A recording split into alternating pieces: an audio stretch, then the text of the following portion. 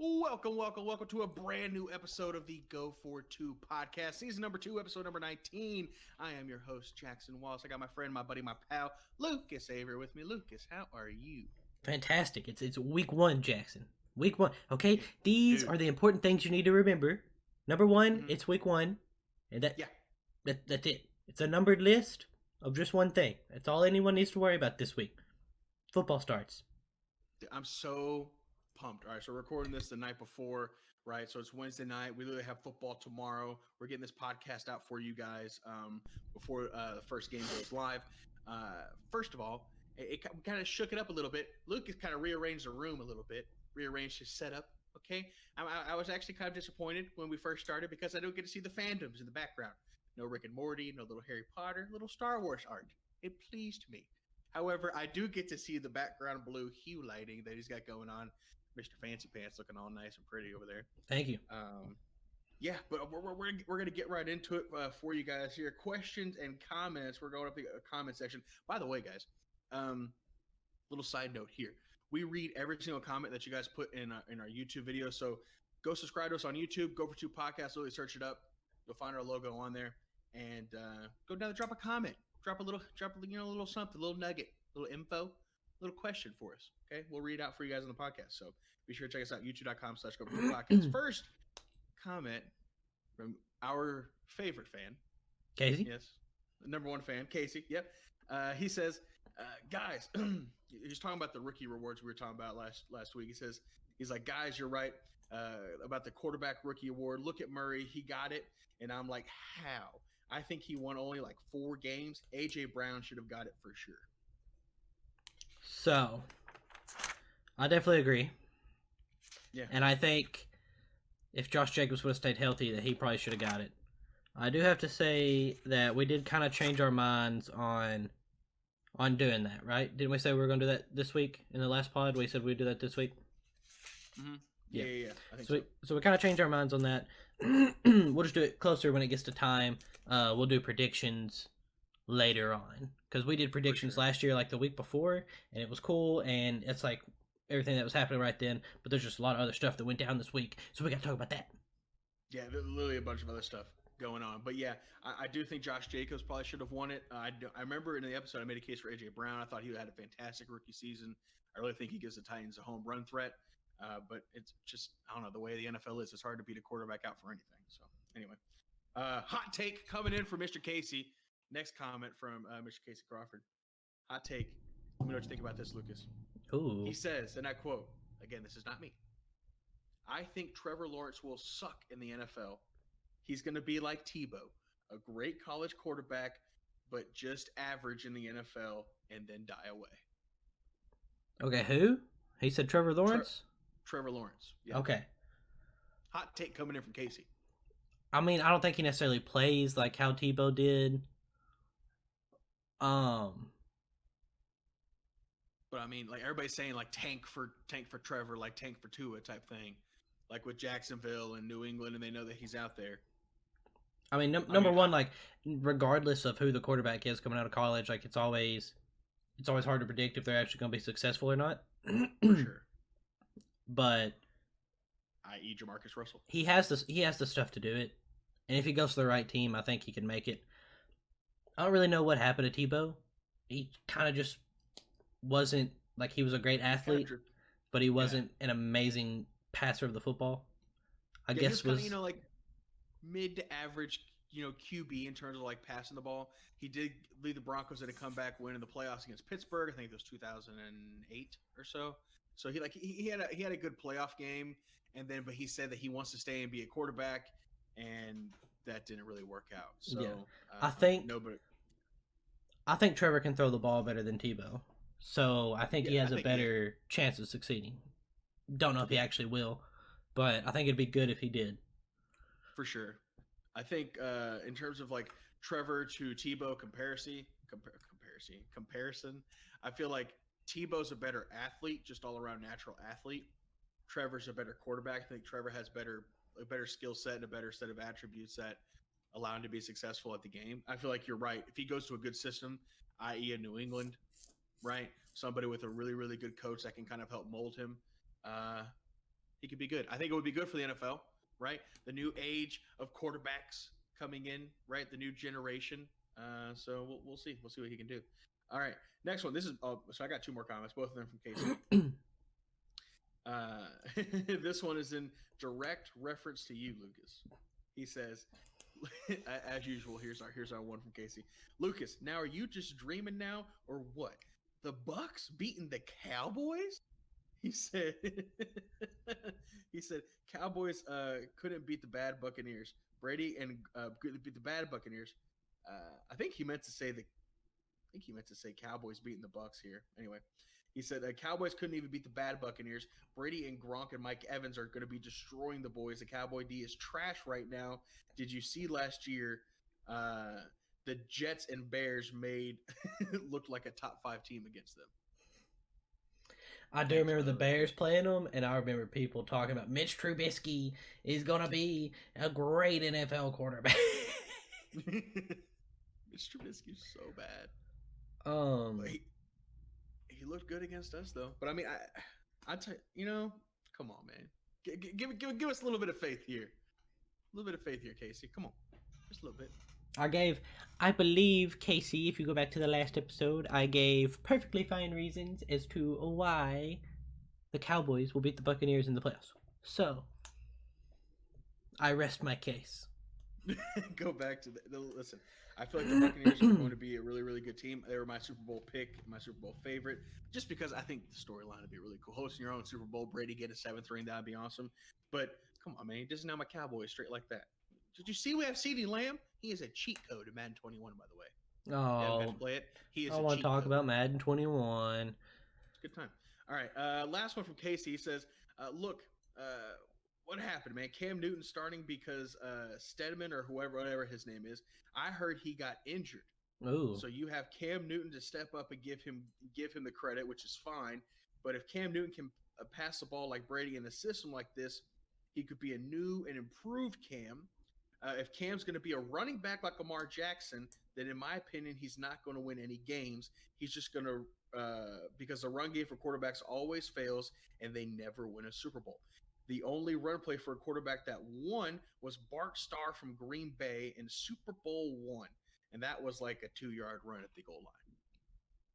So I think that, number one, I don't think Bill wants to run the Lamar Jackson offense with Cam Newton. You know what I mean? Right. And I don't think Cam can run it the way Lamar does just because of Lamar's speed. Cam doesn't have that speed. Mm-hmm. I think Cam can throw the ball better than Lamar. I think that's why he's lasted as long as he has in the league as a running quarterback. I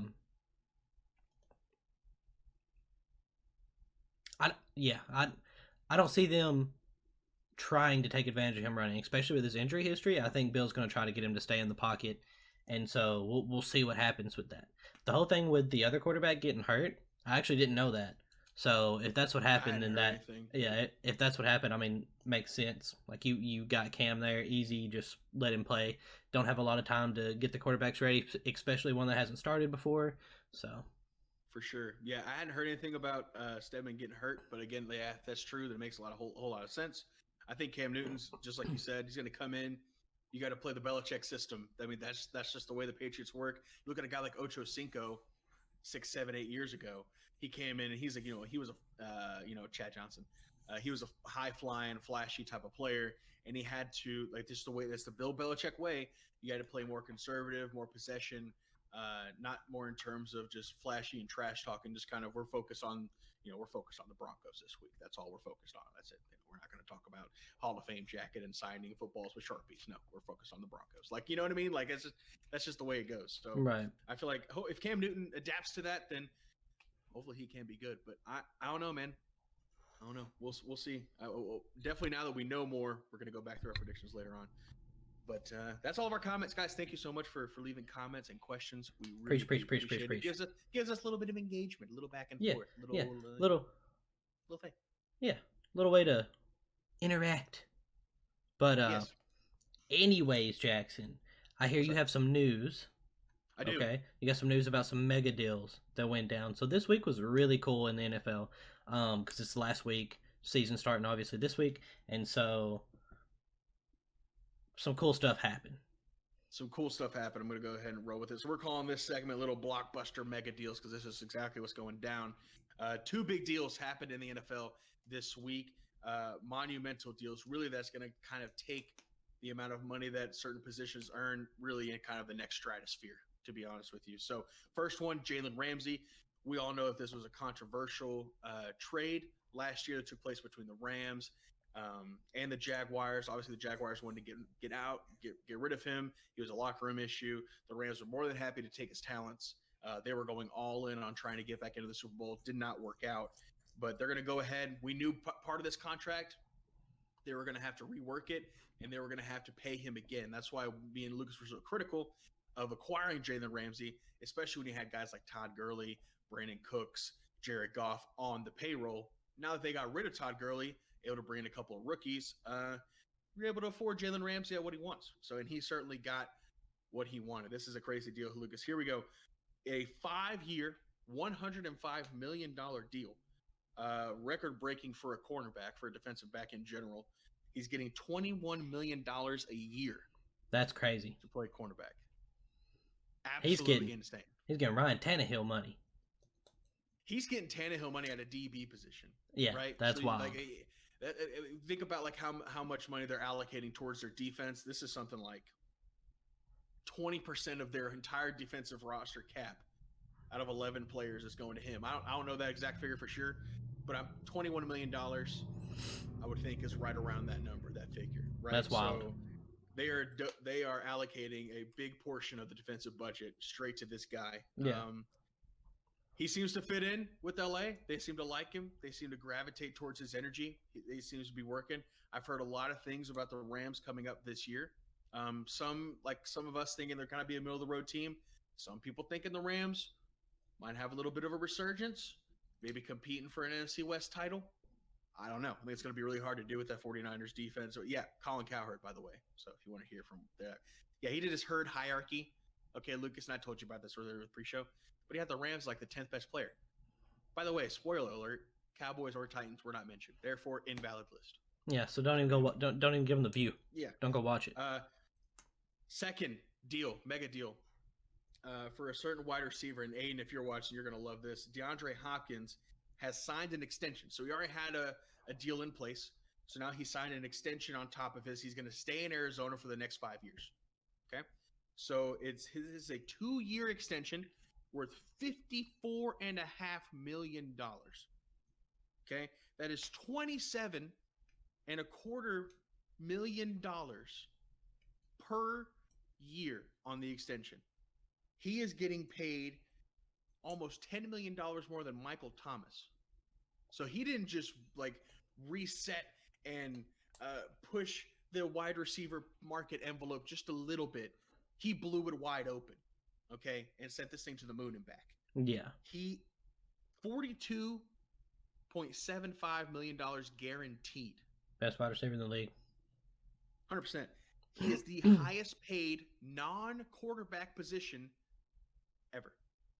DeAndre Hopkins. So he's going to be in Arizona for time to come here. Next 5 years. I don't know what to say. $27.5 million per year. I mean, I would love to pay Dak that and get away with it, but you know what I mean? Like this there's something that bothers me about this, okay? Okay. And COVID, we're in the middle of a pandemic. So the cap is going to get smaller next year. That is 100% confirmed. Yes. So I don't know how these teams I don't know how they're able to do something like that. Where you're literally just extremely, like, if you went by where the other players are at in their positions right now, they're extremely overpaying. I understand they're really, really good. Some would argue that Jalen Ramsey's the best, and I definitely think that DeAndre Hopkins is the best wide receiver. But I just feel like that's a lot of money to throw at your cap in such an uncertain time. For sure. Like, I can understand making them the highest paid or paying them around that, and like, hey, we'll make you the highest paid. You'll get like $500,000 extra or whatever. But this is like almost trying to reset the market, I guess, is what the players would probably, when they came in, they were talking about it. I'm sure that's what both of them were wanting to do. especially the Jalen Ramsey deal, I think is really wild, and it's just insane, isn't it? I believe the Hopkins deal is pretty much backloaded, right? So this is off the 2-year extension, so he has 3 years left on his deal. He's in year 1 of 3 for there. So I would imagine this is kind of for the future. You know what I mean? Like off the extension. So it just kind of depends on how they work that contract. But I know he's probably able to afford that because you have guys like Isaiah Simmons, right, who's on a rookie deal. You have Kyler, who's still on his rookie deal. You have Fitzgerald on somewhat of a veteran minimum deal. So you're kind of probably able to work that in, but you're not going to be able to bring in anybody else with somebody else on this cap. I know Zach Martin for the Cowboys, our all-pro guard and future Hall of Famer guard. We restructured his deal to free up $8 million worth of cap space for our next year, mm-hmm. and it's backloaded for the future. So we literally responded in preparation for the cap for next year by clearing up some of Zach Martin's cap space for us. Right. So maybe some teams are going to start doing some of that. Right. But I mean, this is like talk about blowing the lid off the market and just like way overpaying for some of these guys. And I don't know, man. I mean, you lock him in, you got him happy, you have a productive D-Hop, great. But I start to feel a little weird when teams really feel like they overpay for somebody or pay someone probably a little bit too much, because then you just can't allocate enough money towards other pieces. And the windows for Super Bowl opportunities are so small in this league. And I hope the Cardinals know what they're doing here. They definitely got the best wide receiver in the league locked in for the next 5 years. That's great. But at what cost is it going to be in year 2 or 3 down the road from this? Right. When you got to pay D-Hop $27.5 million. And you can't bring in anybody else, and you got to re-sign Kyler Murray. So I don't know. Spooky stuff. Spooky season, man. By the way, we're getting close to spooky season, Lucas. It's getting really close. All right, it's Spooktember right now, but it's not that spooky. All right, but Spooktober is when stuff really starts to happen. So that's what we're looking forward to, and of course we'll have an episode then. But anyways, Jackson. So that stuff's just crazy. Wild, isn't it? So you might know someone by the name of a Mr. Stephen A. Smith. I love Stephen A. All right, you like Marcus Spears? Yeah, swagoo. Yeah, he's all right. Yeah, Marcus Spears, okay. Ex-Cowboy, by the way. Yeah, I thought you'd love him because he's ex-Cowboy. Anyways, so yes, he has a wild take, so. So on First Take the other day, Stephen A. Smith and Marcus Spears were actually debating and stuff, and they were saying that they don't believe the Ravens can actually win a title with Lamar Jackson's play style. I saw that. You said that would be straight on Instagram. Yeah. So, first off, I'm shocked to hear that from them. I really thought that they would. I mean, he just came off the MVP year, so I thought they'd be like, Stephen A. standing on the table like, he's the MVP. You tell me the MVP, the best player in the NFL, can't win a Super Bowl? Like, yeah. How dare you insinuate that this man cannot ball? Yeah. Yeah. So, I was definitely expecting stuff like that, but instead they're saying that he can't win. And so, I want to know what you think, but, I just want to start off with saying that, I disagree. Yeah. Which I know you didn't expect. You told me this in the pre-show, and we were talking about this, and I was just completely befuddled with that because it shocked me because, your narrative, along with Casey's narrative as well, has been running backs can't win throwing the ball. And so, it's just been so anti-Lamar Jackson. It's wild. So I cannot wait to hear your take on this, Lucas. So this is so opposite of everything that you've been saying. Yeah, so, look, this is what it is. So, my thinking, number one, is that running the football and defense wins championships, right? Yes, that's the formula. Unless you're the Chiefs, although they had to run the ball to beat the Titans, just saying. They did. Okay? But with Lamar Jackson's play style, I think he can still play like this if you maybe have some better offensive play calling, maybe don't call as many runs necessarily of just him. But if you can get the run game going by using him as a distraction more than your actual person that's getting your yards, you've got J.K. Dobbins and Mark Ingram in the backfield. Okay? Yeah. And then if you can get him to throw the ball a little better, just a little more accurate. Just a little more, yeah, okay. Just a little more accurate, because that's what got him in the Titans game. He made some bad throws. Now I understand there was some pressure and stuff on him, and he ran for like 200 yards or whatever, but that's okay because he couldn't throw the football, because that's what a quarterback has to do is throw the football. Yeah. I think if you get the other players involved in the run game more, I understand he's amazing, but I think it takes pressure off of him, because I think all the pressure's like on him. He's like, oh, last year in the playoffs, the Chargers beat us, so and I had a terrible game. So like this year, I put the team on my back. I'm the MVP player of the year. We're at home. All these fans are expecting this. Like we're supposed to win a Super Bowl this year, and it just, I think there's so much on him, and he's like, I have to run and score. I have to throw and score. I have to change plays. Like there's just too much pressure on him, and so I think if you can take that off. If instead of having Lamar run 20 times a game, he runs 10, 7. Right. You know?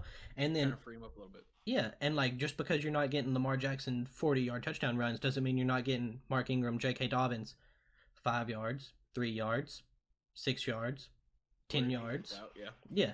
And so like that's going to help your defense more. You're still going to be able to run the football effectively. It's going to take pressure off Lamar, and it's going to make it even less predictable in the backfield, I think. And then you can also hopefully open up your passing game more. And if Lamar just improves his accuracy a little bit, I think he can make those throws that he messed up against the Titans. Interesting little take there.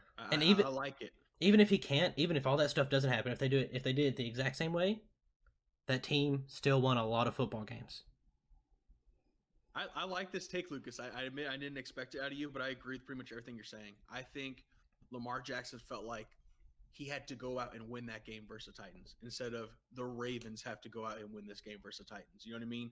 He felt like he's an MVP guy. The team's on his back, right? Everyone's been hyping him up for 14 straight games because they've been winning out of their mind. They're unstoppable. They hadn't lost in September or something ridiculous. Like they were just on a completely different run.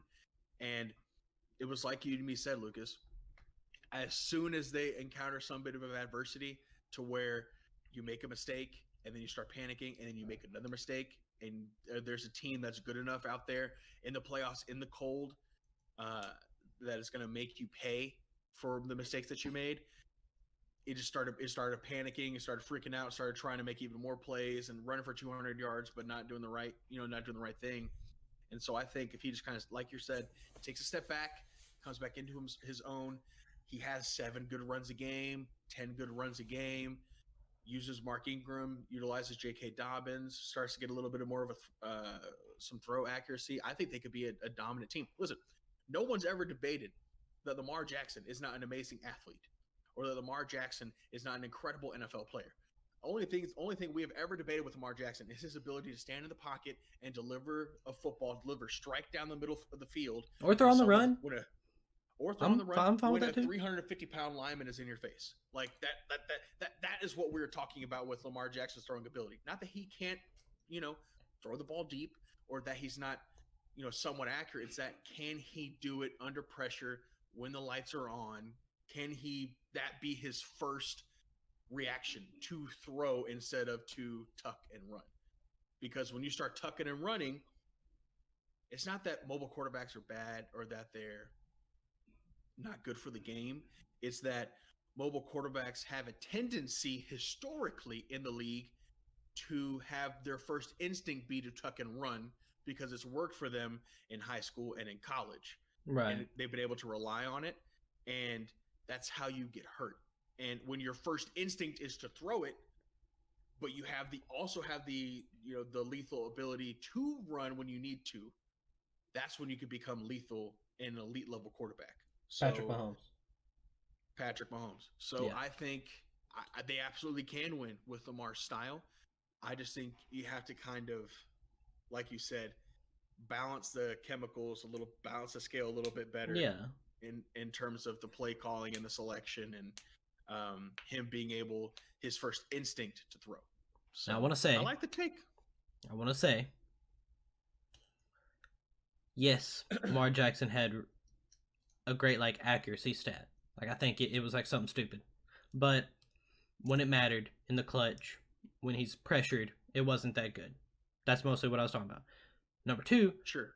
I want to say that I don't think they're going to win. I don't think he will win a Super Bowl, especially with the playstyle now. But I think saying that he can't with his playstyle is a bit much, just considering the volume of games they won last year. Right.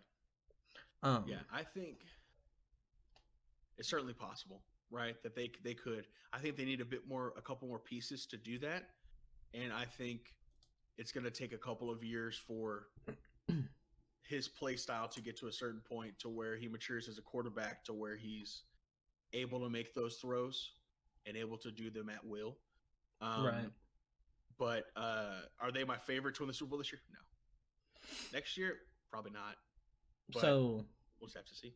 you talked about them, not your favorite to win the Super Bowl. Need some Yeah. more pieces. Okay. Mm-hmm. All right. So they tried to get a new piece this past weekend. All right. This is wild. Yes. They tried to do some stuff. So for those of you that do not know, the Titans officially signed Jadeveon Clowney. All right. Pretty Lucas was stoked. over the moon, by the way. Pretty stoked. Lucas was so happy. All right. Oh yeah. To preface this, he is not a sacker. I know we paid $12 million with $3 million in incentives, so he can possibly get $15 million. But I'm not expecting him to come in and get 10 sacks. That would be $20 million. We did not pay him that much. I'm expecting he got 3 sacks last year. He'll probably get more with us. Okay. I'm thinking with us, he's probably going to get about 4 or 5 sacks. Yeah. Probably like 5. And then he's going to be great against the run. For sure. And I think he's going to eat up some blocks, all right? Because they're going to be double teaming him, You have to. and I think it's going to help other players on the team. It makes the Titans better. So I just wanted to preface that before I got all the haters out here coming up at me, and they're like, "Oh, I can't believe he paid so much. He's not a sacker." I don't want him to sack. I do, but I'm not expecting him to be the sack leader. Right. All of that's just gravy. Yeah, gravy. Anyways, the cool thing about the Titans getting him is that there were all these other teams that were wanting him, right? And this is like the first blockbuster signing the Titans have had in a long time. I can't even remember like another one. We tried to get Peyton Manning. Yeah, we tried to get Peyton Manning, and like that didn't work. Like the big free agents we haven't been able to land. So this is a big deal. Big deal as a Titan fan. All right, we're always known as being cheap. $15 million. You went out. You went out and you got him. Okay, Yeah. It's a 1-year deal, prove it deal. So hopefully he has an amazing year. I have some questions about it though, Jackson. Yes. Okay, and I want to get to the questions after we talk about this cool stuff that happened. So for those of you who do not know, there was the Browns offered Clowney like $18 million for 3 years. He turned that down. All right, I guess he just didn't want to go to the Browns. I can't blame him. For those of you that don't know, Odell had some questioning stuff come out this week, so not sure. It fits with his team though. Fits with the team. They are the Browns. You just said that. Anyways. Yeah. Okay, I'm trying not to laugh. It was beyond disgusting. Okay, go ahead. The Seattle Seahawks wanted him. He didn't want to go back there. It seemed like they weren't able to offer him enough money. And then this past weekend, it really looked like the Saints were going to get him. Everyone's like, I got Adam Schefter over here in my ear, and he's like, the Saints are sending coaches to eat dinner with Clowney, and they're asking players to restructure their contracts to free up cap space so that they can just throw the bag at him. And I'm like, all right, we're not going to get him. All right, they've been saying basically the Titans have been hinted at getting this guy the whole entire offseason. It's the only thing I've had to look forward to through COVID, okay? And I'm thinking we're not going to get him. The Saints did not have enough money, okay? We basically outbid the Saints, which is cool. The problem, Jackson, is that I don't think he actually wanted to come to us. I think he wanted to go to the Saints. Firstly. Saints was his first option. Right. And then I think his second option was the Ravens. And we were number 3. Oof. But the reason he couldn't go there because he wasn't going to get as much money with them. And it's just a 1-year deal, and I think he looked at it and he was like, I can make more money with the Titans, and I can play with Vrabel. Why do I think he wanted to go to the Saints and Ravens, you ask? Because the Saints and Ravens were trying to do some of the sneakiest plays I've ever seen, okay? The league actually shut it down, all right? So I don't know which team tried to do it first. I don't think anyone knows, but basically what happened is the Saints were trying to get him. They knew they didn't have enough money, and so they were like, okay, that's fine, right? We've got 10 mil in cap space, I think is what it was. And they were like, yeah.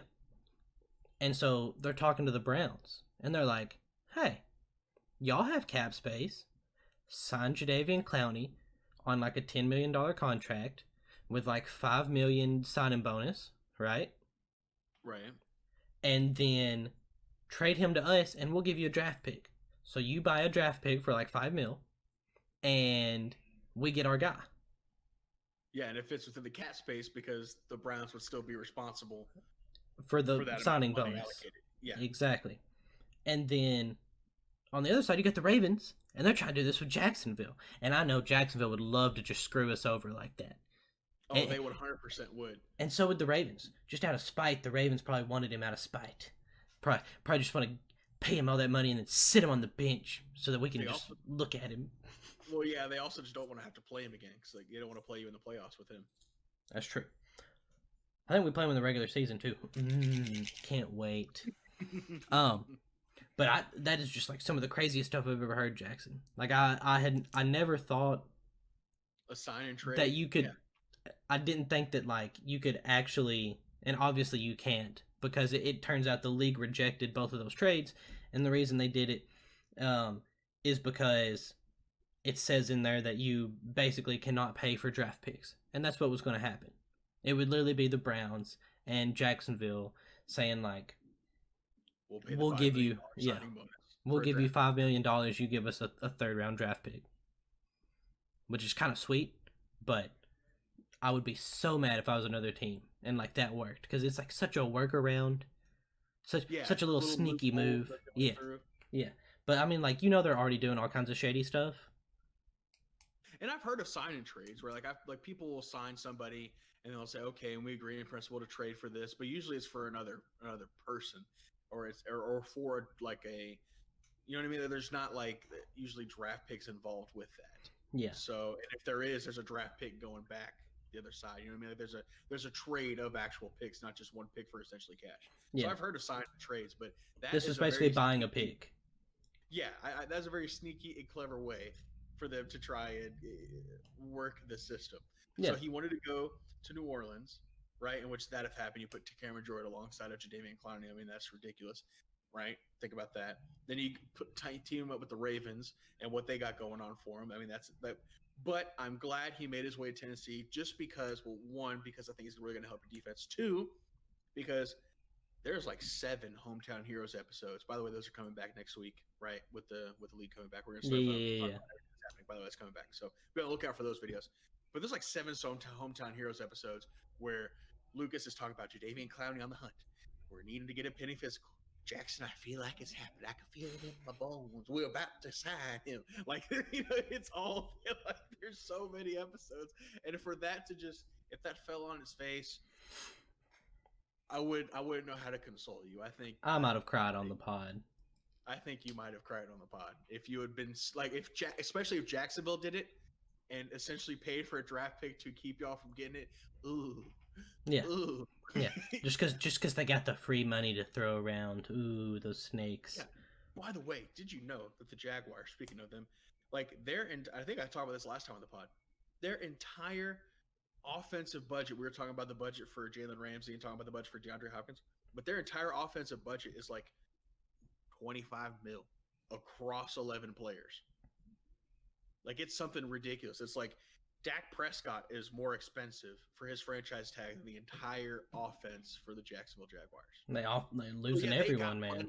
They're not even using that cap money. They got 50, 60 million cap space just sitting there that they're not using. And they want those draft picks. They got a lot right now. Oh, they are tanking hard. Mm-hmm. Hey, tank for Trevor. But Trevor. I, Full circle. I told you before I explained all that I had some questions. Okay, so the Okay, first yeah, question, Jackson. All right, so the Titans went out and got Vic Beasley. You know, we brought in a cornerback to replace Logan Ryan, who's faster. All right, so we brought him in for some speed. Yeah. We have our right tackle, Dennis Kelly, our future right tackle, sitting behind him, Isaiah Wilson. You know, our line set, everything's good. We bring back the boy Ryan Tannehill. We bring back the boy Derrick Henry. All right, we're all flowing with the juices. Okay, but yeah, our number one thing about the Titans Chiefs matchup was have to get pressure on the quarterback, and it's hard for the Titans to do that. Right, it was extremely hard. We just didn't have the players, specifically the edge rushers. Now we have Jadeveon Clowney. Now we have Vic Beasley. Okay, so my question, Jackson, is are the Titans now a match for the Chiefs? Granted, I guess like we kind of we were a match for them. Like we're in the AFC Championship and we beat them early on in the season. But what you when think? You look at it on paper now, should you be getting more respect in that matchup? Basically, sure. Is that what you're saying? Or are you just saying like, are you really getting into like? Because I think like everyone thinks before like, oh, the Titans are going to get blown out. Do you still think that? Right. Is it a game now? Oh, it's an absolute game. It's a game. It was a game before because, like you said, you beat him earlier on the regular season. You met up with him in the AFC Championship game, and it was not an easy game for the Chiefs to win. Right? They had to change their game plan on you and run the football more. Right? They had to do something they weren't exactly used to. They had to do some stuff different. Now you bring a guy like Jadeveon Clowney, right? Who, like you said, is not a pure pass rusher in terms of like he's not a Nick Bosa, okay? Like he's not going to just come around the edge and get 10 to 12 sacks a year, but he's going to clog up the middle. He's going to create what we call trash in the trenches. Okay. He's going to create a trash pile. Okay. That means the running back can't run through the trash pile because there's 8 people, right? 8 350-pound linemen on either side clogging up that lane. They got to go around, right? So it creates a delay. So you're absorbing 2 blocks per game per play. And if not, they're putting their best lineman on him. Yeah, okay? And he has the highest win rate against double team in the league last year. Just saying. Yeah, not to mention you have Vic Beasley coming off the edge. By the way, how's that going? By the way, is he back? He showed up. Yeah. Okay. He's on the side field practicing with Vrabel. Okay. Whatever that means. Not with the team, with Vrabel. Vrabel's running him. That's what's happening. So you better get that man in shape. That's right. So even if we don't have him, we still have Harold Landry. Right, and then you're developing Jeffrey Simmons and some other guys that don't run your line. Ooh. You know what I mean? Like, having a guy like Jadeveon Clowney, having a guy like praise Lord all to be, and then having a guy like J.J. Watt or a Nick Bosa, it frees up the rest of your line. Yes, the 49ers defense was amazing. Part of that key to the success was the front 7.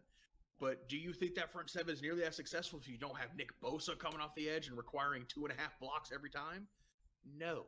You take him out of the situation. Yes, it's still a good defensive line, above average, but it's elite when you have somebody who literally requires the attention of 2 people every single play. Right. So you know what I mean? Yeah. So the Titans run a 3-4, I believe. You got 3 linemen, 4 linebackers, correct? Okay. Yeah. And so just envision this. All right, I did this earlier on in the year in the pod, but now it's official, so I can actually vision it. I can see it happening in my brain, Jackson. Okay, it's 3rd down. Patrick Mahomes is back there, and he looks in front of him, and what does he see? Over here, you got Clowney lined up as an end. All right. Then you got Jeffrey Simmons, right in the middle. Okay. Then you got Daquan Jones. Actually, we'll put Daquan Jones in the middle, and we'll put Jeffrey Simmons over here as the other end. Okay. And then on the end you got Vic Beasley, or maybe you got, almost forgot his name, Harold Landry coming off the edge. Okay, just Rashawn Evans and Jayon Brown in the back. Kamale Correa's maybe back there hanging out too. Bliss, right? But yeah, to kind of finish up where I was going before. So not only is it a good matchup because of where it was last year and how close you were, and you add Jadeveon Clowney, which helps out everybody else in the defensive line, but it is now a good match on paper to where you have sportscasters and podcasters like us. We can't go in and say, oh, there's an obvious mismatch here because of just the amount of firepower that you present on defense now. And because of your ability to run the football with Derrick Henry with the rushing title last year, because Ryan Tannehill's coming off his best season that he's ever had, you have a rookie of the year candidate with A.J. Brown. Corey Davis is on a contract here and he has to prove it. The AFC South is essentially yours. You're going to meet one of these teams in the playoffs. I couldn't be more excited, if I was, if I were a Titans fan anywhere. So, I mean, it's looking real good. I mean, think about it. You got the Jaguars tanking completely. True. Okay. That's 2 free dubs. Yeah, I mean, Houston traded the best wide receiver in the game. Probably still split with them. Probably choke. Probably split. I mean, no matter how good that roster is, even with David Johnson, even with Brandon Cooks and Randall Cobb, which, by the way, I think is actually going to be a decent receiving corps. But even with how good that roster is, you still have Bill O'Brien. Okay, until they get rid of him, you're not getting rid of the problem. True. You have the Colts with the biggest choke artist ever as quarterback to Phillip Rivers. Dude really should have won like 2 or 3 rings by now. Clowney's going to eat him. Yeah. Jeffrey Simmons going to eat him. So the AFC South is yours, brother. I hope so, buddy. I hope so. Next question. All right. What's your next question? Is that too much money to be paying? Specifically for a guy that only got 3 sacks last year. Listen, Jaden County, he's expensive. He just is. And he set himself and valued himself right in the market. Obviously, he did because he had teams trying to do workaround trades with draft picks to make it happen. He wanted $20 million, though. So that's why it's only a 1-year deal. He doesn't think he's getting enough money. Okay, so he doesn't think he's getting. Okay, I thought that was his asking. I thought his asking price was 15, and people were trying to make it happen. No, he wanted like 20 something. Like the Browns offered him 18, he wouldn't take it. It's definitely too much. It is a lot of money to pay for one player for a 1-year deal, especially because if he has a good year with you guys, you're hoping that the amount of money that you invested in him, plus if you have a good year with him with a good team, he's drawn and attracted to having another good year and successful career with a long-term investment playing with a guy like with Braves and the rest of those guys. So you're hoping that you can bring him into the culture, bring him into the locker room, and accept him enough to where at the end of the year, if he has a good year, you're able to bring him back. Right. There's also a double-edged sword because on a 1-year deal, he could have a really good year and say, I want to go get my market, what I think my market value's at, and get out. But, I mean, he's kind of a once-in-a-generation type talent, He's up there with kind of a Bosa, with the J.J. Watt, of the world in that discussion. So I think because he adds so much firepower to y'all's team, and we talked about Super Bowl windows being ever so small, you're right there. You're literally right on the doorstep of the AFC Championship last year.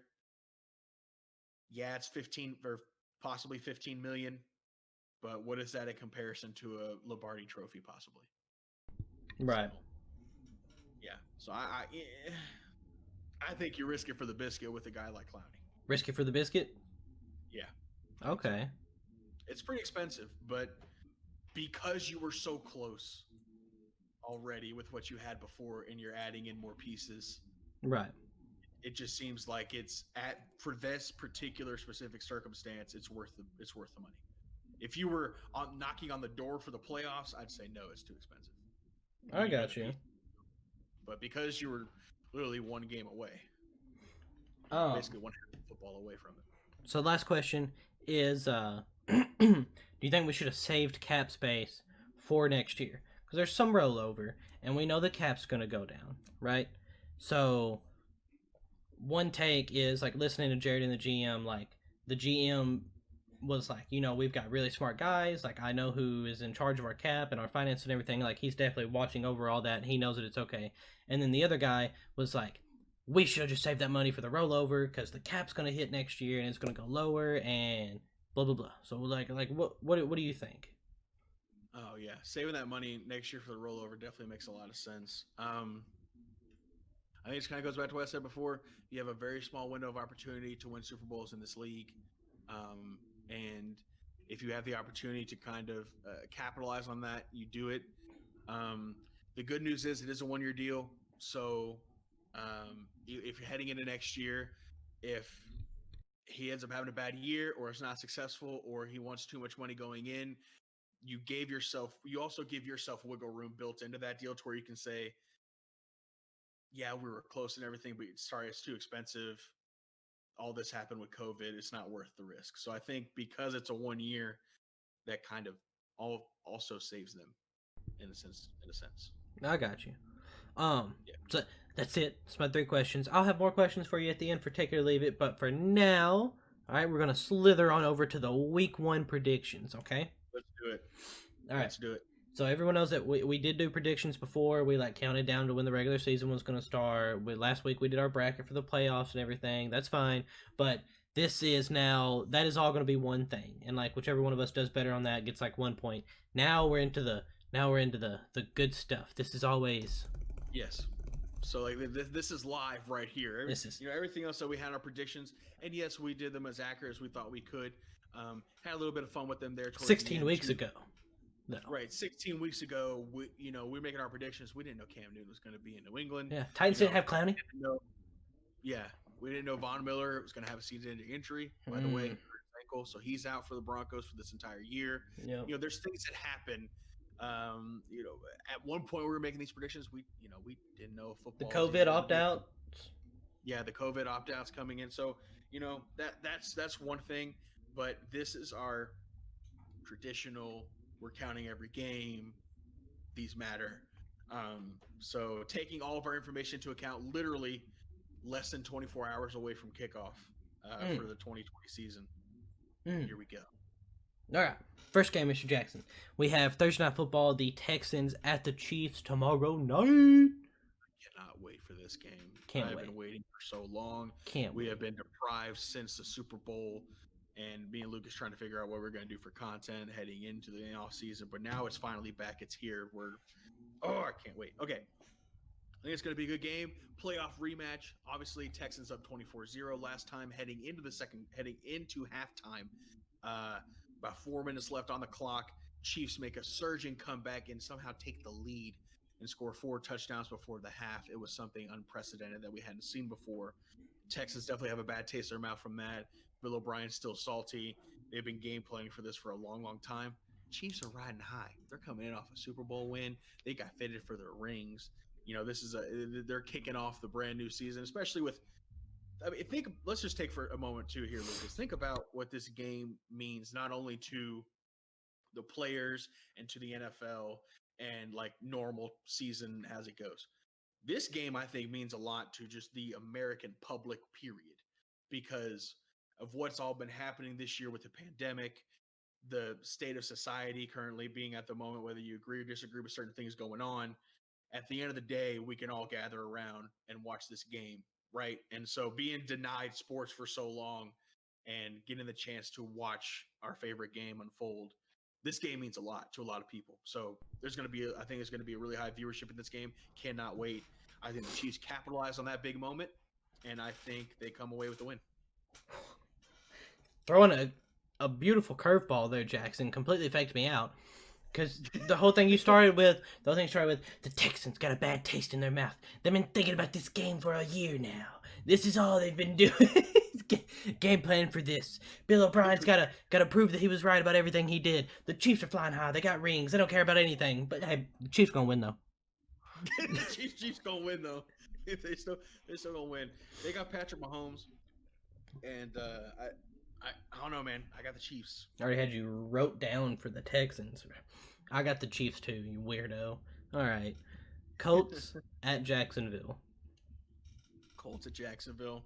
I mean, what is there to be said, right? Phillip Rivers coming in to Indianapolis for a resurgence for his career. He's got a big point to prove as well. He's got a big chip on his shoulder. Like he said, we're known as kind of the choke artist back in San Diego and also LA, being that of the Chargers. Usually I favor home teams a lot. I don't in this scenario. Your offensive budget for the entire 11-man roster on the offense is less than Dak Prescott. I don't know what else to tell you. Colts should run away with this game. Yeah. I've also got the Colts winning this game. Easy pick.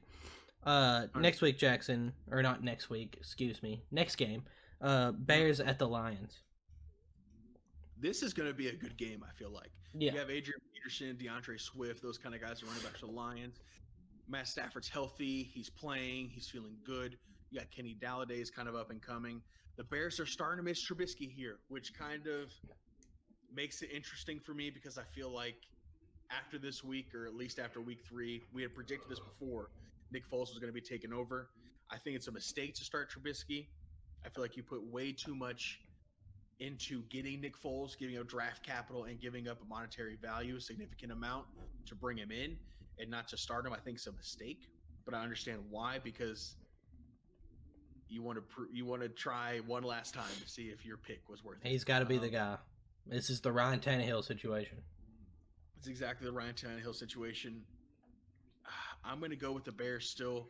I think their defense carries them in this game. I think it's a close one. I think it's decided by a field goal. I'm going with the Lions. Like you said, Stafford's going to be back in full force. They're going to have a halfback this year. I don't remember the last time they had one of those. Okay. All right, it's been a minute. And I just think the combination of Stafford with an actual, hopefully a legit run game, and a head coach that's getting better at his job, I think. I think that sets you up to beat the Bears, who don't know necessarily what their identity is on offense at all. And I felt like last year their defense was a little lackluster compared to what we really expected. So, year before, yeah. So yeah, I got the Lions. Next it was up, hard for big Bears here. I went for Khalil Mack. I understand. Khalil Mack is a game wrecker. Okay. Eagles at Washington. Okay. I'm going with the team that actually has a team name. That's probably going to be very common throughout all of our predictions, so just get used to that joke. Eagles. Yeah. As much as I would like Washington in this game, because I feel like Eagles have more chance of winning games later on in the division, and Washington stealing one would be great. Mm-hmm. Not going to happen, though. Sorry, Chase Young, for the NFL. Yeah, I got the Eagles, too.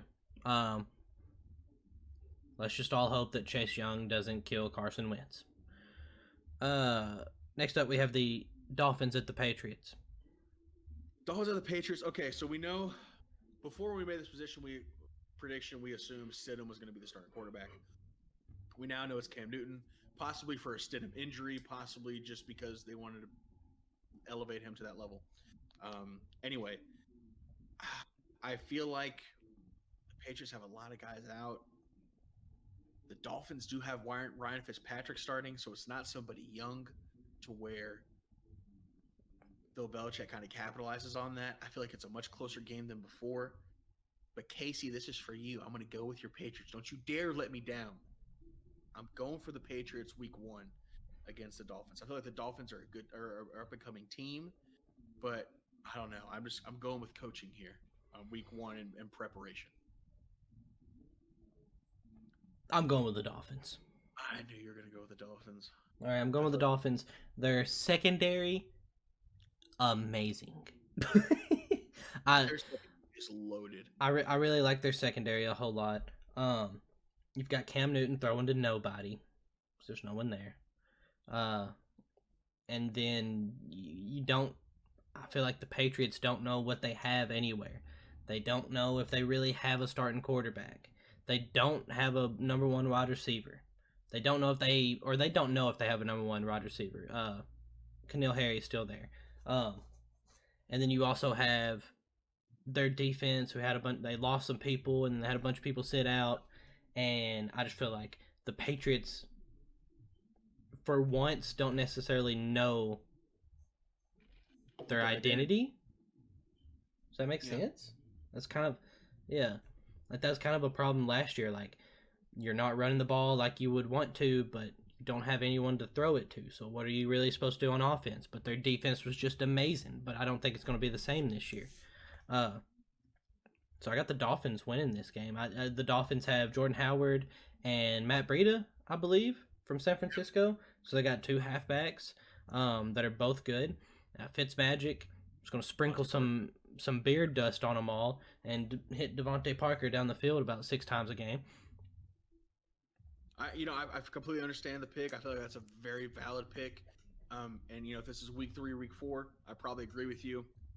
But like I said before, Brady's or not Brady, excuse me. Belichick's been game planning for this team for a while. He's had a little extra time to prepare for Week 1 and get Cam Newton settled in. I don't know. I'm just gonna. I have a feeling about the coach. I got you, but Brian Flores ain't no scrub. He's no scrub. All right, they ain't got Adam Gase anymore. They got a good coach now, but and I admire him for sticking with everything. Yeah, I do. I think the Week 1 helps them more because the Patriots don't have half the season for Bill Belichick to get everyone in shape, get everything figured out, and then they don't lose a game after their bye week or something like that. Like they're known for doing stuff like starting slow and then finishing fast, and like I think it's the same. I see what you're saying. Next up we got the Packers at the Vikings. Great game. There's so many good games Week 1, man. Oh my gosh. I'm going with the Vikings here. I feel like they just have more to offer. Aaron Rodgers, fantastic, great player, right? Discount double check, right? He's a dude. But I feel like the Vikings really got a steal, picking up another new defensive end, a pass rusher. They're going for the NFC North title this year. They feel like they got close last year. Should have been in the NFC Championship game. They beat the favorite Saints in the playoffs last year. They're looking really good and nice. Dalvin Cook all over the place. Adam Thielen, right? There's so many pieces of talent. I feel like they're a more complete team than the Packers right now. Right. With the Vikings. So I'm also going with the Vikings. Fun fact: Kyle Rudolph was on the bus with the boys with Taylor Lewan and Will Compton. Okay, all right. And this man, they asked him like, "What about that call? The call in that playoff game where it was a no call?" And he was like, "Was I touching him? Yeah. Was he grabbing me? Yeah. But it's football." and I'm just like, I mean, we talked about it before. Like, I understand the no call. Both players were touching each other. You let them play. I know it's a tight end. He's huge. Just let him go. Yeah, I mean, this is the game. This is overtime. Like, wasn't it overtime? I think so. Yeah. It was overtime or the very end of regulation. It was very, you know what I mean? Yeah. It was down the wire. So yeah, I got the Vikings. Yeah. By the way, Bustin' with the Boys, 80 Georgia episode, 2 hours long, amazing. Ooh, I can't wait to listen to that one. Yeah, that so good, Jackson. Okay, Raiders at the Panthers. Raiders at the Panthers. I'm actually gonna go with the Raiders on the road. I believe I go with the Panthers earlier on in my predictions here. I don't know. I got a good feeling about it, man. Henry Ruggs, that's my guy. All right, Henry Ruggs. Panthers on the road. Panthers. Yes, they have Christian McCaffrey. Yes, they brought in Bridgewater. But I don't know, man. I'm gonna go with the underdog here. I'm gonna go with my gut. Knock on wood if you're with me. Okay.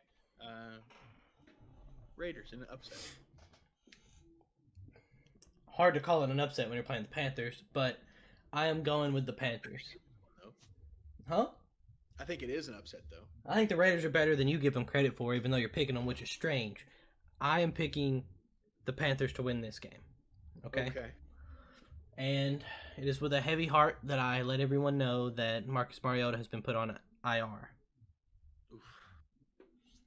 So, I guess there really was something wrong before, even though the Titans told us nothing was wrong.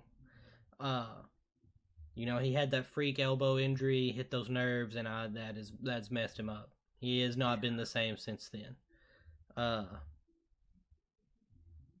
That's so sad. Highest paid backup quarterback, by the way. By the way, just so you know, Jets at the Bills. Just the Bills. It's a hard one to call. It's a hard one to call here. I spent all night racking my brain over it, but I'm gonna have to go with the Bills. I can't stand you. They're just more loaded. You got Josh Allen. You bring in the addition of Stephon Diggs, right? You got Singletary in the backfield, who's no scrub, by the way. Hey, Stephon Diggs, fantasy underdog this year. People ain't giving him. Put some respect on his name. Stephon Diggs. I'm telling you what, man. Stephon Diggs can go out and he can ball. So, I got the Bills here. I just don't think the Jets have enough firepower to keep up. Sorry, Sam Darnold. Yeah, I got the Bills too. Everything you said. Browns at the Ravens. Ooh. Good game to start. Incredible game to start here. I'm not gonna make that joke about Odell. I got the Ravens. Hey, I'm just saying it's a good thing the Browns going on the road because I'd hate to be in that stadium. Don't know what's been happening around there. I don't know what's going on in the locker room. You know what I'm saying? A little something weird going on. Who'd you It's just pick? fitting. It's fit. A little something weird going on.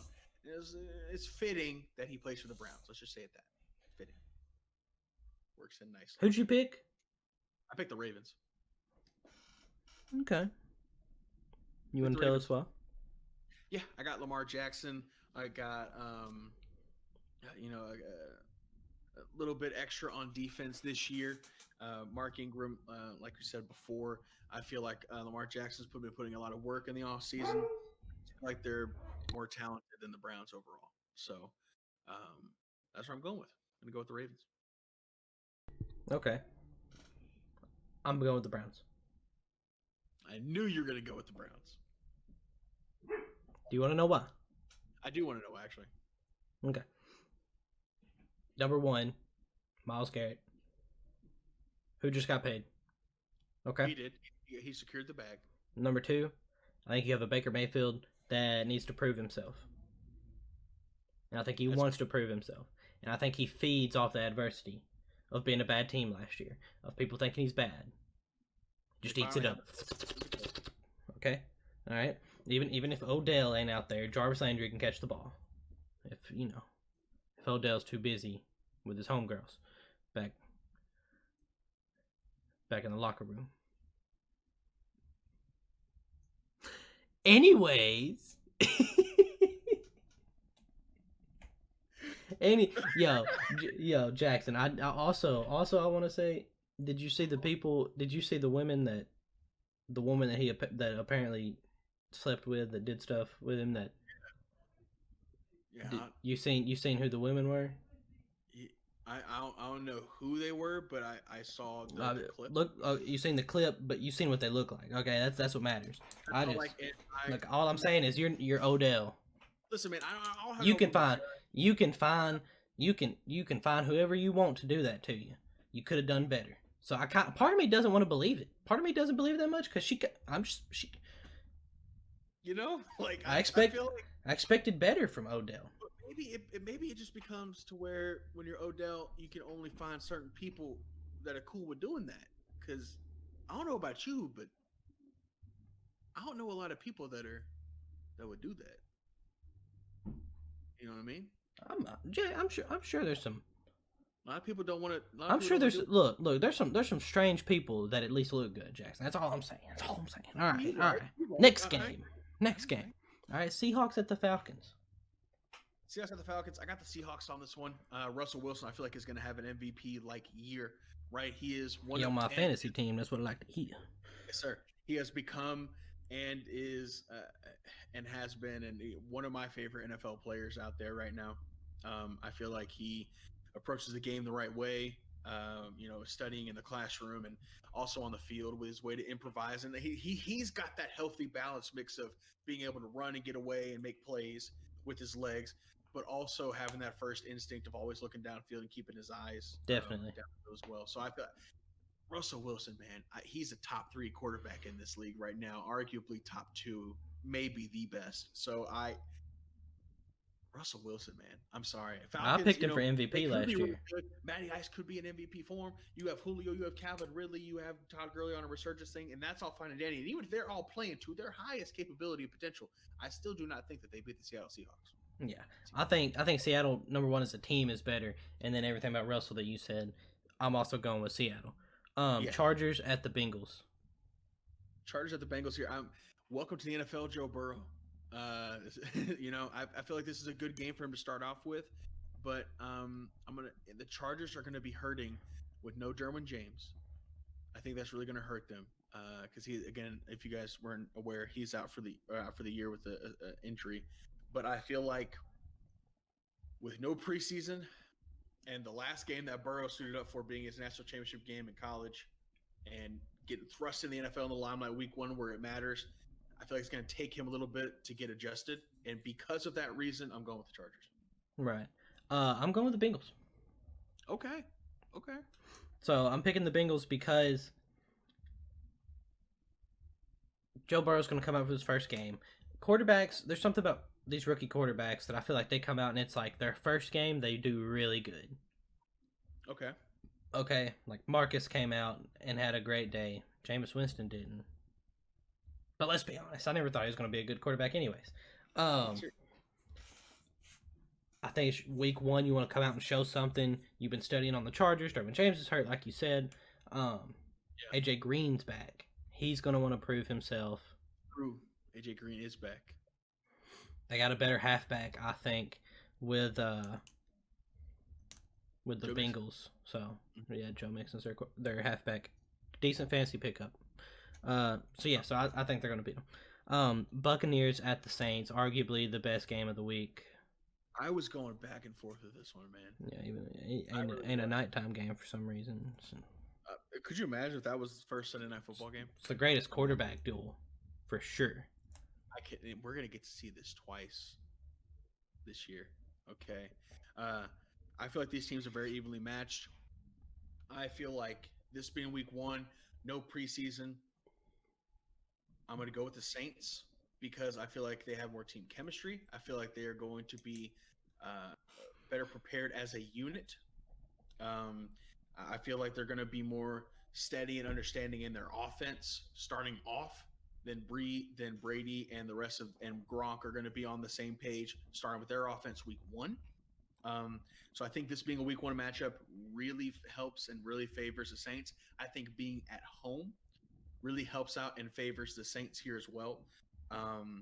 So I feel like they're just going to be more prepared. They're going to have more team chemistry straight away, as in compared to the Buccaneers literally being on the field for the first time. So I'm going to go with the Saints here. Yeah, I got the Saints too. Everything you just said. Cardinals at the 49ers. I feel like the Cardinals are a really good team.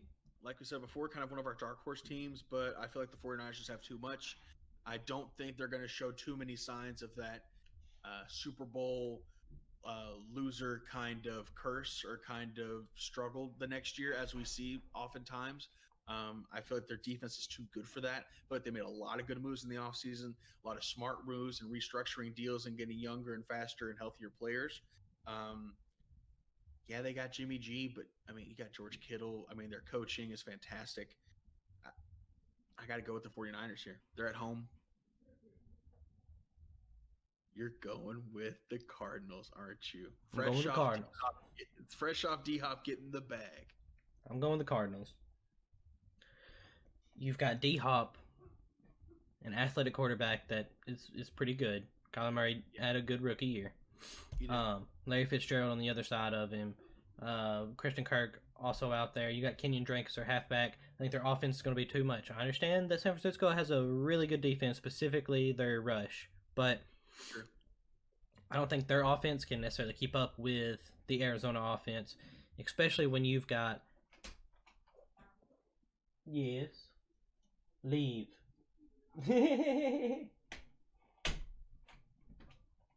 What do you want?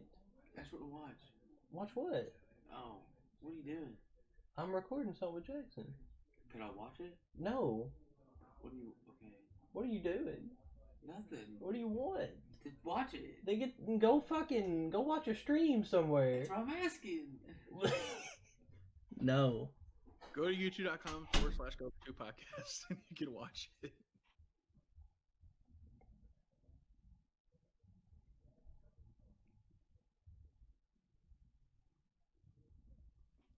The roommate has just required a little bit more work on our end. Okay, I don't think the door was on. Anyways, So yeah, the Cardinals gonna win, Jackson. Okay, everything I just said doesn't matter. It's gonna win. Then you got the Cowboys at the Rams. Yes, sir. Cowboys at the Rams. Sunday Night Football. I'm really looking forward to watching this game. Cowboys are on the road. I'm going to go, of course, with the boys. I got to give them a little bit of respect. I got to, Mike McCarthy, little debut here. Okay. CD Lamb debut. I'm telling you what, man, I got a good feeling. I'm hoping so. Mike McCarthy this year. I've grown to admire and appreciate the new coaching styles going on here. So hopefully, and maybe just be pre-season or I guess now regular season jitters going on here, but always hopeful for your team. But yeah, Cowboys on the road. I've also got the Cowboys. Just don't think the Rams are as a good enough football team. Steelers at the Giants. I got the Steelers here on the road, man. I do. I got Mike Tomlin. I think they have superior coaching. I feel like that Ben Roethlisberger's going to have a good comeback year. Juju's coming back off of an injury. Minka Fitzpatrick revolutionized that defense. Mike Tomlin should have won Coach of the Year with literally a practice squad. So for all of those reasons and more, James Conner coming back out of concussion protocol. They're healthy. They're ready to go. Giants. Yes, you got Saquon. Yes, you got Danny Dimes. You are developing. You are getting better. You added stuff to your offensive line. That's fantastic. Not going to be enough to stop Pittsburgh. I think Big Ben comes out, puts 300 on the head. Just saying, Steelers win. Puts 300. Oh, back-to-back Monday Night Football special. Oh my god! Yes, the last game of the week: Titans at the Broncos. I'm gonna give it to your boys for the Titans. We talked about this earlier. I feel like Von Miller's out for the year. Von Miller's out for the year. I don't think Jerry Jeudy completely revolutionized that Broncos offense to where they're a top team in the NFL, like some people are saying. I feel like there could be a decent team, but I feel like they're just not going to be that top team, especially without Von Miller. You got Jadeveon Clowney. You got Jeffrey Simmons. You got A.J. Brown. You've got Tannehill back off the best year he's ever had. You have the defending leading rusher, the champion of the world, Derrick Henry, literally stiff-arming everyone and putting a kick-me sign on the back of Earl Thomas's back. I don't know what else you want. You have Braves coming into another year of coaching with the AFC Championship appearance under his belt, and the Broncos are threatening to tarnish what is going on in Nashville this year, and that will not happen under his watch. Titans on the road. Beautiful, Jackson. Copy paste. Titans on the road. All right. Now, it's time for Take It or Leave It. Oh, that's my favorite. Let's get it. Okay. For those of you who don't know, Take It or Leave It is a segment we do every single week where I ask Jackson like 4 to 5 things. He tells me if he takes it, leaves it. We talk about it. It's a great time. We have a fun time, okay? Fantastic. I can't wait. Let's get it. First up, Mr. Discount Double Check himself, Aaron Rodgers, has come out and said the Packers are flying under the radar. Take it or leave it. You know, I'm going to take it. I feel like they are kind of flying under the radar. I feel like the hype, and it is well so deserved, is being centered around the Minnesota Vikings and what's going on with that camp this year. I feel like that's well deserved from Minnesota, and it's definitely not the Packers' fault. However, I feel like the Packers did contribute a little bit to this with the drafting of Jordan Love and not giving Aaron Rodgers an offensive weapon that he can use in the first round. They haven't done it since they've drafted him. So I feel like that was kind of a talking point. The Packers, for a team that had made an NFC Championship appearance last year, there's a whole lot of people not talking about them and not giving them, whether they deserve it or not giving them the kind of the notoriety that comes with an NFC Championship appearance. Who'd they beat the week before, or did they just win their division? So they didn't. Did they win enough games? They had a bye. And they beat. Let's see, the Vikings beat the Saints to get there. Who did they beat? Was it the Seahawks? I think they beat Seattle to get there. Really? Yeah, because wait, did they beat Seattle? Because I think the 49ers played the Vikings, didn't they? Or did the Packers beat the Vikings? I have to go back and look. But I'm actually gonna go back and look. I'm not even kidding.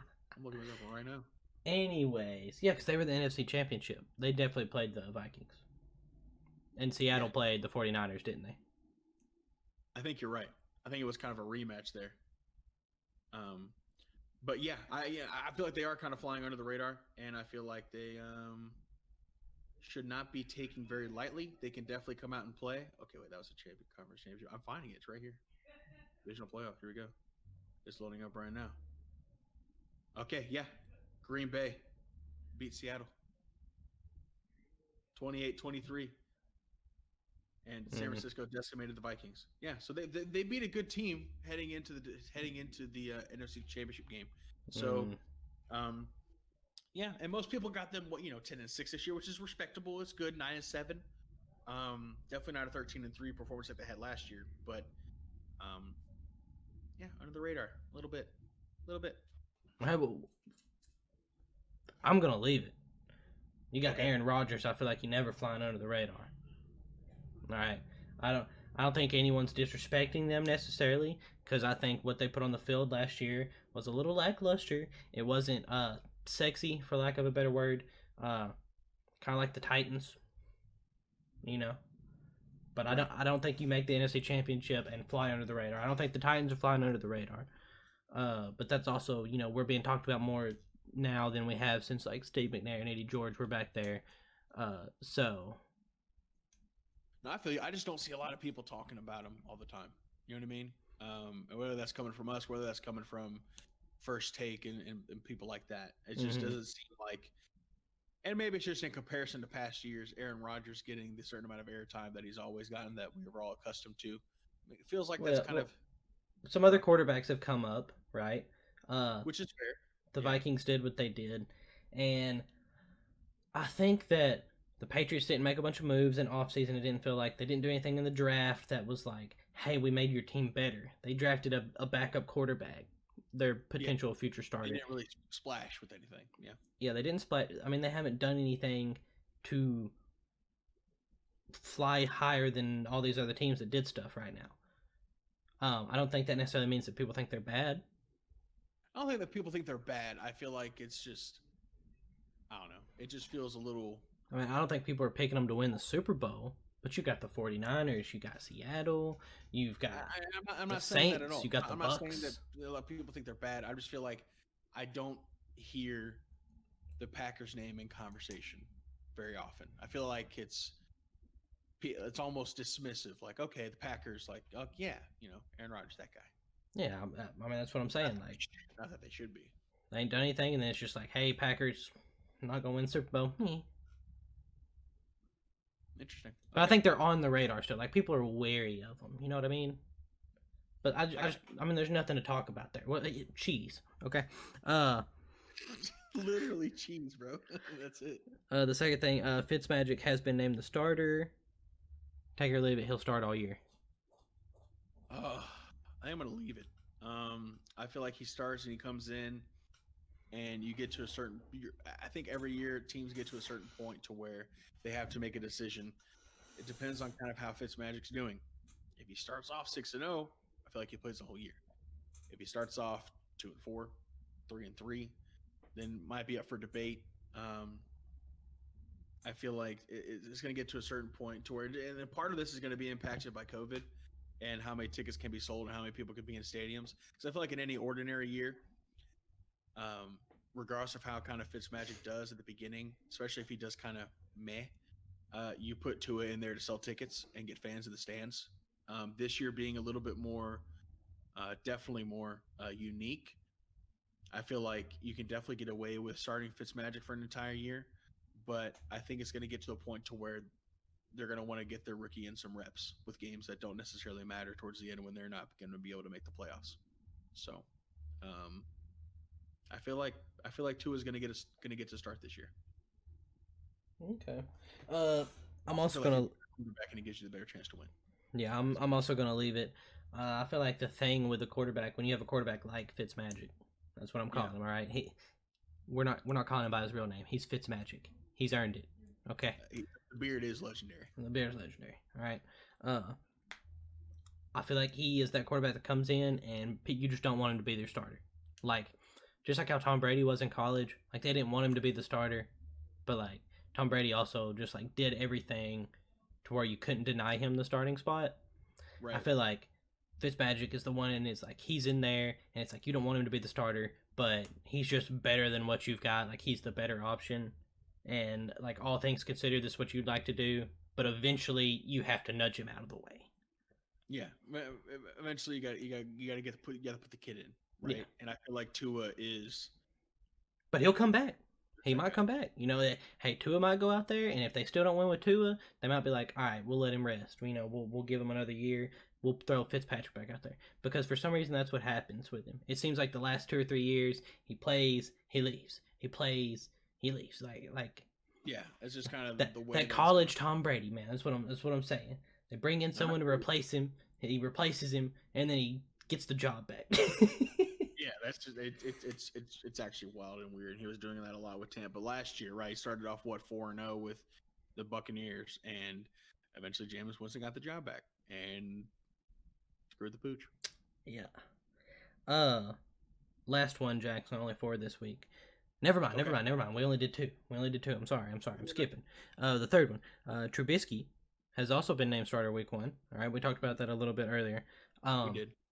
Do you think they will go back and forth like how Fitzpatrick and Jameis Winston did last year? I don't know. I feel like Matt Nagy doesn't strike me as the type of person to kind of flip flop and go back and forth between quarterbacks. I really hope that they don't do that to Foles or to Trubisky and keep both of their hopes just kind of somewhat alive, just for the sake of keeping their hopes alive of being the starting quarterback. I feel like we're in a situation like now you said, you drafted Mitch where you drafted him. This is your last ditch effort, just like it was with Tannehill. Here's your shot, dude. You're starting for us week 1. Show us why you deserve. We didn't pick up your option. Show us why you deserve a long-term deal, and you deserve to be the franchise quarterback here. This is literally your last chance. Chips are on the table, because if you don't, I got a Super Bowl MVP behind you, literally ready to take your job. So, and I feel like once the trigger is pulled, to where Trubisky, ultimately, in my opinion, will fail at that and will get benched, then I feel like Matt Nagy's will be like, look, you had your chance. This is what happened. This is just the way where it goes. We're going with Super Bowl MVP. You know what I mean? Like I feel like he's that type of guy to say, okay, look, like here's your chance, but this is what's going on. And if Trubisky does come out and is the truth and is fantastic and amazing and whatever, then you were right and you stick with him and you have an amazing backup. But right, you almost have to give him one more shot. But I don't think he's going to do this back and forth. And I hope that they don't do the back and forth, because that would just be. I'm taking it. You're taking it. You think they're going to do this little flip floppy stuff? I mean, they might not flip flop like 1,000 times, but they might flip and then flop. Okay. Flip again. The only reason I say that is because I can definitely see a situation where Trubisky comes out, he's bad, Nick Foles comes out, and then he looks like he did with the Jags, which is nah. And so then it's like, we've got 5 games left. We're not in the playoff race anymore. Well, let's throw Trubisky back out there and just maybe he's been looking real good in practice, because apparently he's looking better than Nick Foles in practice. He's going to be the starter week 1.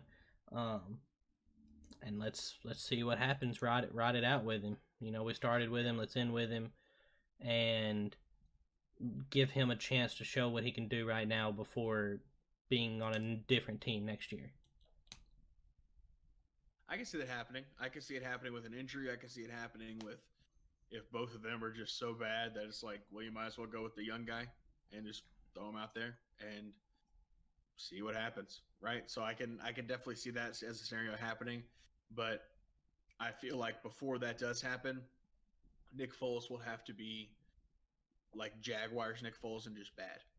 And that's how it would go to a flip-flop. Like, I don't think it goes into a flip-flop of them both being decent. You know what I mean? Yeah. And I don't think you do either. So last one, Jack. Take or leave it, the Rams need to start the rebuilding process. I feel like they've kind of started the rebuilding process a little bit. You get rid of Brandon Cooks, you get out from underneath his deal. You get rid of Tom Gurley, which I feel like, they were kind of walking on eggshells with him, the majority of last season. Like, yeah, he's kind of hurt, but he's Todd Gurley. We got to start him, but we have this massive contract and we committed to him, so we have to make this work. But he's hurt and it's not working, and it's just, it's keeping us from doing these other things. And so they bring in Cam Akers, they bring in a couple different receiving options in the draft. It's going to take a while to kind of go through and rebuild their offensive line, but I feel like they've kind of started that to a degree. I mean, unless we define rebuilding as we're going to get rid of Jared Goff and we're going to get rid of Cooper Kupp and we're going to get rid of everybody else and then start over.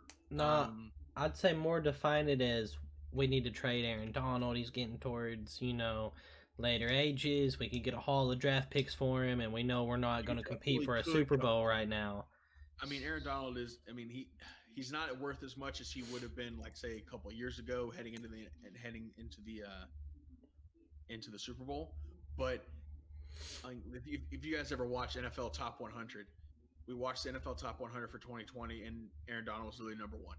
People still respect this, and that's judged by his peers. So NFL players still respect him enough to label him the best player in the league right now. Right. And so, I, you know, or he was in the top three or something. But anyway, he's up there, and so I feel like he's still a really good player. Yes, you could get rid of him in his contract. Yes, you can get a haul of picks for him, but they would have to think that they can't win.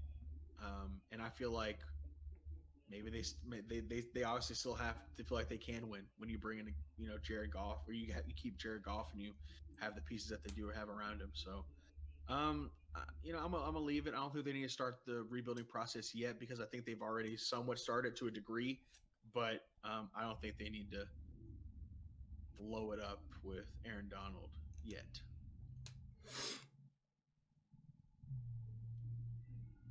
I'm gonna take it for like after this year. Okay. So at the end of this season, like it's time to make some moves. Try to get ahead, get rid of some other players, maybe see if you can't trade and do some stuff because you don't have draft picks. You're running low on picks, and you need to get some back if you want to keep your team up. If you don't want to have to completely rebuild 4 years from now, 5 years, Right. whatever it is, then I think you need to trade Aaron Donald. Yeah. yeah. Then you need to do some rebuilding now, right? Because they built a skyscraper and they built it up and they threw money at it and they made it the nicest one, and then they stuck a sign on it that said, "Hey, this building's gonna be we're cutting this building in half in a year, so let's go all the way." And they almost did it. Almost did. Yeah. But they just couldn't get over the top. Dude, they could get a haul for Aaron Donald right now.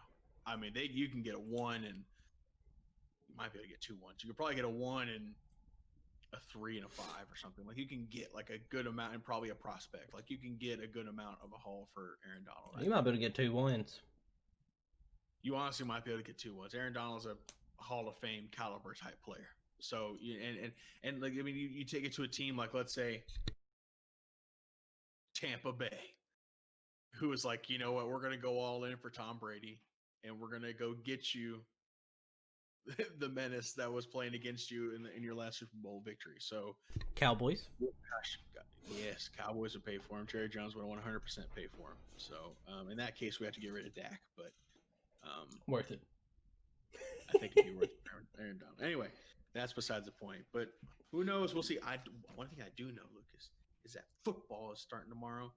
Today for the pod, but you guys are out to seeing this right now, and I cannot wait. I am so happy that football is back. I am very much looking forward to watching the games tomorrow, my friend. I'm definitely excited. Looking forward to it.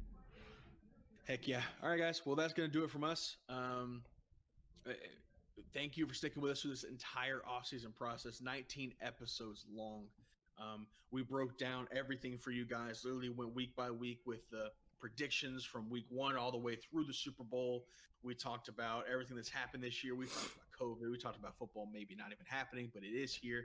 We talked about players on the move and the free agent frenzy, players getting new deals and blasting the market sky high, and Patrick Mahomes getting a 10-year contract. And it's all led to this one moment, and that is kickoff for the 2020 season. So take some time tonight. Enjoy this time with your family, as we're all big football fans here. Watch the game, enjoy that the moment that like I said before, this isn't just a moment for football and football fans here. This is a moment for American sports in general. So right. To take that and utilize that and recognize just how big of a moment that this actually is. So I hope you guys have a fantastic evening. I hope you guys enjoy the game. Leave a comment down in the comment section below. Let us know what you thought of the game. Let us know what you thought of the pod. Any questions that you have from us. If you're watching games this weekend and you happen to think of something, or somebody makes a crazy play, or something happens, come back in. Leave us another comment. Say, "Oh, did you see this? This was absolutely insane." Or, "What did you think about the outcome of this game?" We'll go deep dive nerd mode for y'all. Like we'll get into it. It'll be fun. But anyway, hope you guys all have a fantastic day. You can find us where all podcasts can be heard: Spotify, Google Podcasts, Apple Podcasts, etc. And of course, on YouTube here, seems to be kind of the favorite platform for you guys. Leave a comment Yeah. down below. Leave a like on the video. Be sure to subscribe. We'll see you guys later. Bye-bye. Deuces.